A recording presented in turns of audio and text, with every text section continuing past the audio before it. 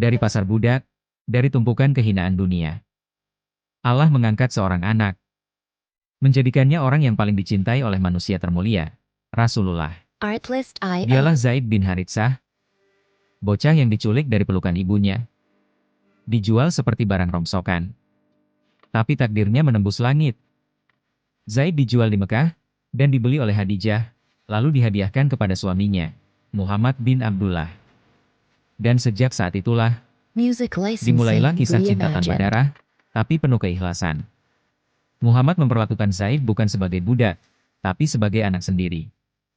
Zaid, yang dulu dibuang, sekarang dicintai seperti keluarga.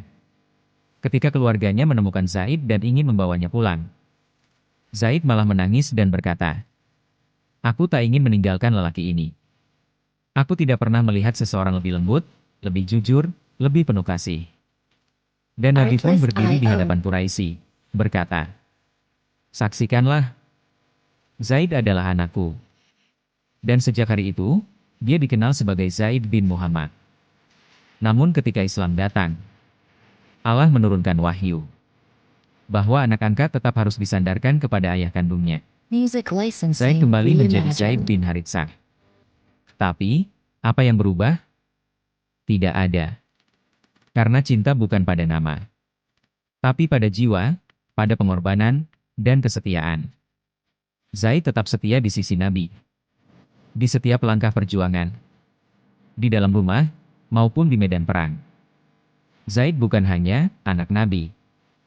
Dia adalah panglima Islam. Dalam perang, Zaid memimpin pasukan.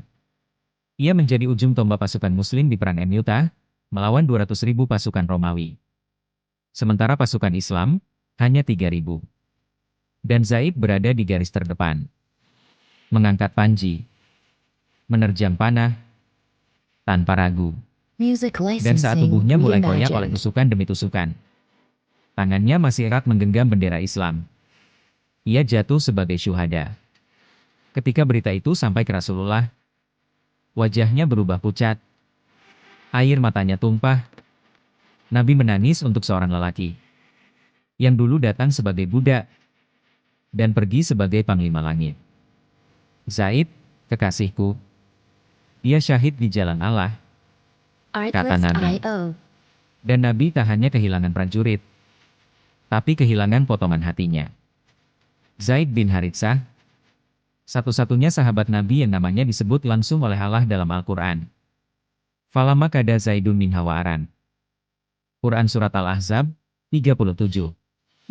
Dari pasar budak yang hina, menjadi tokoh yang diabadikan oleh langit. Zaid, bukan siapa-siapa di mata dunia, tapi segala-galanya di sisi Rasulullah. Dan bukankah itu cukup? Menjadi orang kecil di mata manusia, tapi besar di mata Allah?